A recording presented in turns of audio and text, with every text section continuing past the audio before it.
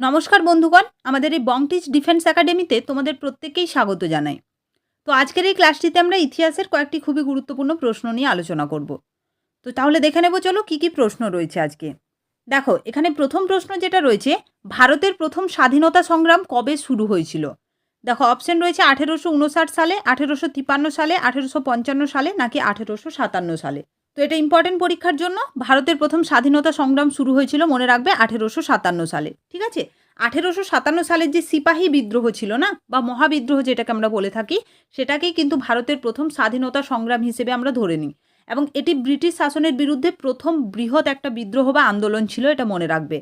এবং এটাই আরেকটা জিনিস যেটা এখানে তোমরা মনে রাখবে, সেটা হচ্ছে যে 1857 সালের পটভূমি বিবেচনা করে সেই সময় বিনায়ক দামোদর সাভারকার একটা বই রচনা করেছিলেন। বইটার নাম কি ছিল? The Indian war of independence 1857। এবং এই বইটিতেই তিনি এই বিদ্রোহকে প্রথম স্বাধীনতা যুদ্ধ হিসেবে বর্ণনা করেছিলেন। এটা ইম্পর্টেন্ট পরীক্ষার জন্য, তাহলে মনে রাখবে। এবার দেখো, আমরা এই যে 1857 সালের মহাবিদ্রোহ ছিল, এই মহাবিদ্রোহে কে কোথায় নেতৃত্ব দিয়েছিলেন, এখান থেকেও বিভিন্ন প্রশ্ন পরীক্ষায় আসে। তো সেগুলো আমরা দেখে নেব। তো দেখো, বিহারে নেতৃত্ব দিয়েছিল 1857 সালের মহাবিদ্রোহে কুনওয়ার সিং। ঝাঁসিতে দিয়েছিলেন রানী লক্ষ্মীবাই। লখনৌতে দিয়েছিলেন বেগম হজরত মহল। কানপুরে কে দিয়েছিলেন? নানা সাহেব তাঁতিয়া টোপি, এছাড়া আজিমুল্লাহ খান। এবং দিল্লিতে যেনারা নেতৃত্ব দিয়েছিলেন তেনারা হলেন দ্বিতীয় বাহাদুর শাহ এবং বকত খান। ঠিক আছে, এগুলোও কিন্তু ইম্পর্টেন্ট পরীক্ষার জন্য, ভালো করে মনে রাখবে।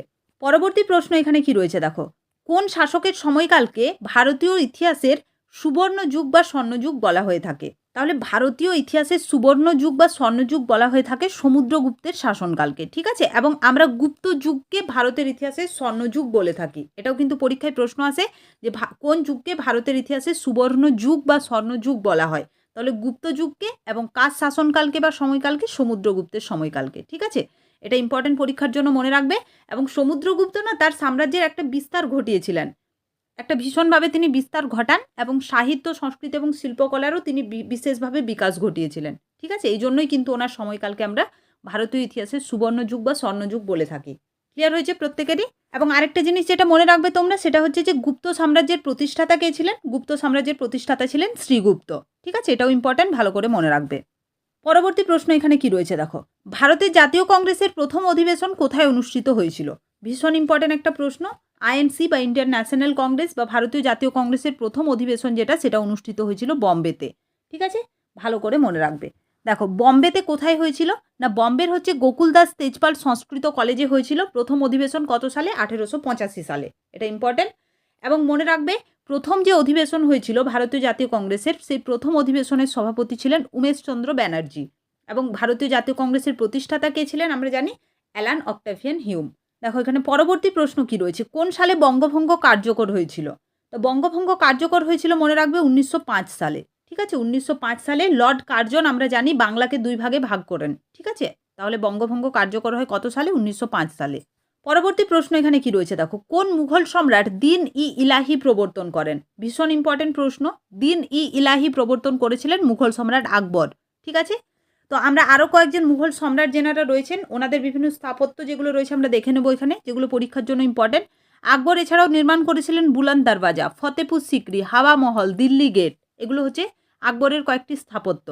শাহজাহান স্থাপন করেছিলেন মতি মসজিদ, এছাড়াও ময়ূর সিংহাসন তৈরি করেন, তাজমহল। জামা মসজিদকে নির্মাণ করেন শাহজাহান, মনে রাখবে। শীষ মহল নির্মাণ করেছিলেন। এছাড়াও মোগল সম্রাট বাবর নির্মাণ করেন লোদি দুর্গ, এছাড়া হচ্ছে কাবুলি বাগ। শেরশাহ নির্মাণ করেছিলেন পুরানো দিল্লি, এছাড়া হচ্ছে কিলাই কুনহা মসজিদ। এগুলো কিন্তু ইম্পর্টেন্ট, প্রত্যেকটা ভালো করে মনে রাখবে। বিভিন্ন মুঘল সম্রাটের যে স্থাপত্য ছিল সেগুলো। পরবর্তী প্রশ্ন কি রয়েছে দেখো, এখানে কোন রাজবংশের শাসনকালে এলাহাবাদ শিলালিপি তৈরি হয়েছিল? ভীষণ ইম্পর্টেন্ট প্রশ্ন, খুব ভালো করে এটার উত্তর মনে রাখবে। কোন রাজবংশের শাসনকালে এলাহাবাদ শিলালিপি তৈরি হয়েছিল? তো দেখো, এর সঠিক উত্তর হয়ে যাবে গুপ্ত। ঠিক আছে, গুপ্ত রাজবংশের শাসনকালে এলাহাবাদ শিলালিপি তৈরি হয়েছিল, যেটাকে এলাহাবাদ স্তম্ভলিপি বা প্রয়াগ প্রশস্তিও বলা হয়ে থাকে। তো এবার দেখো, আরও কয়েকটা গুরুত্বপূর্ণ লিপি বা শিলালিপি রয়েছে যেগুলো সম্পর্কে আমরা একটু জেনে নেব। তো প্রথমে আমি বললাম এলাহাবাদ স্তম্ভলিপি, যার অবস্থান হচ্ছে কোথায়? প্রয়াগরাজ, এলাহাবাদ। এবং কার সময়কালে এটা রচিত হয়েছিল? সমুদ্রগুপ্তের। এবং খুব ভালো করে মনে রাখবে, এলাহাবাদ প্রশস্তির রচয়িতা হলেন হরি সেন। এরপরে দেখো রয়েছে আইহোল শিলালিপি, অবস্থান হচ্ছে কর্ণাটক। কার সময়কালে হয়েছিল? দ্বিতীয় পুলকেশী। এবং আইহোল প্রশস্তির রচয়িতা হলেন রবিকীর্তি। এখানে রচয়িতার নামগুলো খুব ভালো করে মনে রাখবে, এগুলো কিন্তু পরীক্ষায় প্রশ্ন আসে। নেক্সট দেখো রয়েছে নাসিক প্রশস্তি। নাসিক প্রশস্তি যেটা নাসিক মহারাষ্ট্র এবং এটা গৌতমীপুত্র সাতকর্ণীর শাসনকালে রচিত হয় এবং এটা রচনা করেছিলেন গৌতমীপুত্র সাতকর্ণীর মা গৌতমী বলশ্রী। ঠিক আছে, খুব ইম্পর্টেন্ট এটা। ঠিক আছে, নাসিক প্রশস্তির রচয়িতা, এটা অনেক সময় অনেকেই ভুল করে যে নাসিক প্রশস্তির রচয়িতা গৌতমীপুত্র সাতকর্ণী, কিন্তু নয়, ওনার শাসনকালে ওনার মা গৌতমী বলশ্রী এটা রচনা করেন। নেক্সট দেখো রয়েছে হাতিগুম্ফা লিপি, এটা উড়িষ্যাতে হয়েছিল খারবেলের শাসনকালে। এছাড়াও তাঞ্জোর লিপি, যেটা তাঞ্জাভুর, কোথায় ছিল তাঞ্জাভুর? তামিলনাড়ুতে। এটা প্রথম রাজেন্দ্র চোলের শাসনকালে রচিত হয় তাঞ্জোর শিলালিপি। ঠিক আছে, এগুলো ইম্পর্টেন্ট ছিল, এগুলো ভালো করে মনে রাখবে। দেখো এর পরের প্রশ্ন এখানে কি রয়েছে, ভারতের প্রথম রাষ্ট্রপতি কে ছিলেন বা স্বাধীন ভারতের প্রথম রাষ্ট্রপতি কে ছিলেন? তো এর সঠিক উত্তর কি হয়ে যাবে? ডক্টর রাজেন্দ্র প্রসাদ। ঠিক আছে, 1950 সালে যখন আমাদের ভারতের সংবিধান কার্যকর হয়, তো আমাদের ভারতীয় সংবিধান কার্যকর হওয়ার পরেই কিন্তু তিনি এই পদে অধিষ্ঠিত হয়েছিলেন। ঠিক আছে, ডক্টর রাজেন্দ্র প্রসাদ। এবার আরও কয়েকজন প্রথম ভারতীয় আমরা দেখে নেব। প্রথম মহিলা রাষ্ট্রপতি ছিলেন আমাদের প্রতিভা প্যাটেল এবং বর্তমানে আমাদের মহিলা রাষ্ট্রপতি রয়েছেন, তোমরা জানো, দ্রৌপদী মুর্মু। প্রথম প্রধানমন্ত্রী ছিলেন পণ্ডিত জওহরলাল নেহরু। প্রথম মহিলা প্রধানমন্ত্রী ছিলেন আমাদের ভারতের ইন্দিরা গান্ধী। প্রথম লোকসভার স্পিকার ছিলেন গণেশ বাসুদেব মাভালঙ্কার। আচ্ছা, প্রথম চিফ জাস্টিস অফ ইন্ডিয়া কে ছিলেন? এটা ইম্পর্টেন্ট, সুপ্রিম কোর্টের প্রথম প্রধান বিচারপতি ছিলেন হীরালাল জে কানিয়া এবং প্রথম মহিলা লোকসভার স্পিকার যদি দেয় তাহলে হবে মীরা কুমারী। এটা কিন্তু ইম্পর্টেন্ট, এগুলো ভালো করে মনে রাখবে। চলো এখানে পরের প্রশ্ন কি রয়েছে দেখো, কোন যুদ্ধে ব্রিটিশরা বাংলার উপর নিয়ন্ত্রণ প্রতিষ্ঠা করে? ঠিক আছে, তো মনে রাখবে এটা পলাশির যুদ্ধে। ঠিক আছে, পলাশির যুদ্ধ কত সালে হয়েছিল? 1757 সালে। এবং এই 1757 সালে পলাশির যুদ্ধে ব্রিটিশরা কাকে? নবাব সিরাজউদ্দৌলাকে পরাজিত করেছিল আমরা জানি, এবং এর ফলে কিন্তু বাংলার উপর ব্রিটিশ শাসনটা প্রতিষ্ঠিত হয়েছিল। ঠিক আছে, ইম্পর্টেন্ট, মনে রাখবে পলাশির যুদ্ধ 1757 সালে। পরবর্তী প্রশ্ন এখানে কি রয়েছে দেখো, সত্যমেবে জয়তে বাক্যটি কোথা থেকে নেওয়া হয়েছে? তো সত্যমেবে জয়তে এই বাক্যটি নেওয়া হয়েছে মুন্ডক উপনিষদ থেকে। সত্যমেবে জয়তে যে কথাটির অর্থ হলো সত্যের সর্বদা জয় হোক। ঠিক আছে, এটা ইম্পর্টেন্ট, পরীক্ষার জন্য মনে রাখবে। দেখো এর পরের প্রশ্ন রয়েছে, মহাত্মা গান্ধী 1942 সালে কোন আন্দোলন শুরু করেছিলেন? তো মহাত্মা গান্ধী 1942 সালে শুরু করেছিলেন ভারত ছাড়ো আন্দোলন। ঠিক আছে, এটা আগস্ট আন্দোলন নামে পরিচিত। 1942 সালের 8ই আগস্ট তিনি আন্দোলনটা শুরু করেন। পরবর্তী প্রশ্ন এখানে কি রয়েছে দেখো, দ্বিতীয় গোলটেবিল বৈঠক কবে অনুষ্ঠিত হয়? তো এর সঠিক উত্তর হয়ে যাবে 1931 সালে। তো তিনটে যে গোলটেবিল বৈঠক হয়েছিল সেগুলো আমরা দেখে নেব। প্রথম গোলটেবিল বৈঠক হয়েছিল 1930 সালে লন্ডনে, দ্বিতীয়টা হয় 1931-এ লন্ডনে হয়েছিল এবং তৃতীয়টা হয়েছিল 1932-এ। তিনটে গোলটেবিল বৈঠকই তোমরা দেখতে পাচ্ছ যে লন্ডনে হয়েছিল, 1930, 1931 এবং 1932-এ। এগুলো কিন্তু সালগুলো ইম্পর্টেন্ট, পরীক্ষার জন্য খুব ভালো করে মনে রাখবে। পরবর্তী প্রশ্ন এখানে কি রয়েছে দেখো, নিম্নলিখিত কোনটি ষোড়শ মহাজন পদের অন্তর্ভুক্ত নয়? মানে নিম্নের কোনটি একটি ষোড়শ মহাজন পদ নয়, এটা হচ্ছে প্রশ্ন। তো এখানে তোমরা যদি 16টা মহাজন পদের নাম জেনে থাকো তাহলে উত্তরটা অনেকটাই সোজা হয়ে যাবে। তো দেখো এখানে যে অপশনগুলো রয়েছে এর মধ্যে কিন্তু অজাত, দেখো এখানে ষোড়শ মহাজন পদ নয়। মৎস্য ছাড়া অসমক এবং মগধ এগুলো কিন্তু সবই ষোড়শ মহাজন পদ।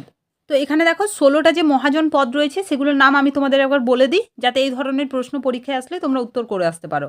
দেখো এখানে রয়েছে কাশী, কোশল, অঙ্গ, মগধ, ব্রিজি, মল্ল, চেদি, বৎস, কুরু, মৎস্য, পাঞ্চাল, সুরসেন, অসমক, অবন্তী, গান্ধার এবং কম্বোজ। এগুলো হচ্ছে 16টা মহাজন পদের নাম এবং এই 16টা মহাজনের পদের নাম অবশ্যই প্রত্যেকেই কিন্তু মুখস্থ করে রাখবে, তাহলে দেখবে অনেকটাই সুবিধা হবে। চলো এর পরবর্তী প্রশ্ন এখানে কি রয়েছে দেখো, ভারতের জাতীয় সঙ্গীত জনগণ মন এটা প্রথম কোথায় গাওয়া হয়েছিল? তো এটা গাওয়া হয়েছিল কলকাতায়। ঠিক আছে, এবং জাতীয় কংগ্রেসের যে কলকাতা অধিবেশন হয়েছিল সেখানে কিন্তু এটা প্রথম গাওয়া হয়েছিল জনগণ মন। দেখো এখানে 1911 সালের 27শে ডিসেম্বর ভারতীয় জাতীয় কংগ্রেসের কলকাতা অধিবেশনে জনগণ মন এই গানটি প্রথম গাওয়া হয়েছিল। পরের প্রশ্ন দেখো এখানে কি রয়েছে, কৃষ্ণদেব রায় কোন রাজবংশের শাসক ছিলেন? তো এর সঠিক উত্তর হয়ে যাবে বিজয়নগর। ঠিক আছে, বিজয়নগর রাজবংশের শাসক ছিলেন কৃষ্ণদেব রায়। পরবর্তী প্রশ্ন দেখো, হরপ্পা সভ্যতার প্রধান বাণিজ্যিক কেন্দ্র কোনটি ছিল?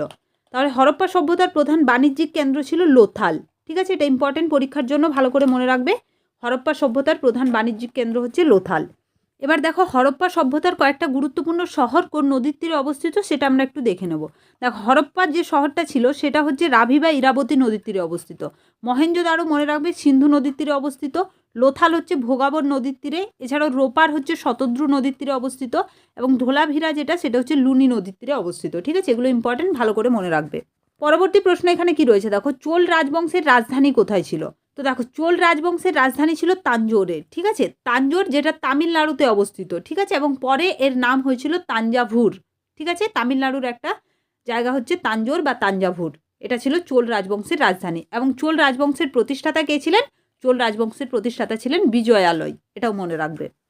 পরবর্তী প্রশ্ন এখানে কি রয়েছে দেখো, ইংরেজ ও মীর কাসিমের মধ্যে নিম্নের কোন যুদ্ধটি সংগঠিত হয়? তো ইংরেজ এবং মীর কাসিমের মধ্যে সংগঠিত হয়েছিল কোন যুদ্ধ? এখানের মধ্যে বক্সারের যুদ্ধ। বক্সারের যুদ্ধ কত সালে হয়েছিল এটা তোমরা আমাকে প্রত্যেকেই কমেন্ট করে জানাবে, ঠিক আছে? বক্সারের যুদ্ধ কবে হয়? পরবর্তী প্রশ্ন এখানে দেখো, সিপাহী বিদ্রোহ কবে হয়েছিল?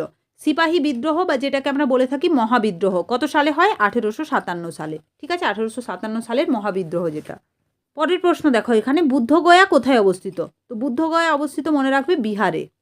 পরবর্তী প্রশ্ন দেখো, শিবাজি কোন রাজ্যের প্রতিষ্ঠাতা ছিলেন? তো শিবাজি ছিলেন মারাঠা সাম্রাজ্যের বা মারাঠা রাজ্যের প্রতিষ্ঠাতা ছিলেন ছত্রপতি শিবাজি। তো এগুলো ছিল ইতিহাসের কয়েকটি খুবই গুরুত্বপূর্ণ প্রশ্ন যেগুলো আমরা আজকের এই ক্লাসটিতে আলোচনা করলাম, এবং অবশ্যই প্রত্যেকটা প্রশ্নের শেষে আমরা অনেক এক্সট্রা ইনফরমেশন আলোচনা করেছি যেগুলো আশা করছি তোমাদের পরীক্ষার জন্য অনেক হেল্প করবে। তো আজকের এই ক্লাসটা তোমাদের কেমন লাগলো অবশ্যই প্রত্যেকে কমেন্ট করে জানিও, এবং শেষ পর্যন্ত ক্লাসটির সঙ্গে যুক্ত থাকার জন্য তোমাদের প্রত্যেককে অসংখ্য ধন্যবাদ। এবং যারা নতুন রয়েছে আমাদের চ্যানেলে অবশ্যই প্রত্যেকে আমাদের চ্যানেলটিকে সাবস্ক্রাইব করে আমাদের সঙ্গে যুক্ত থাকবে।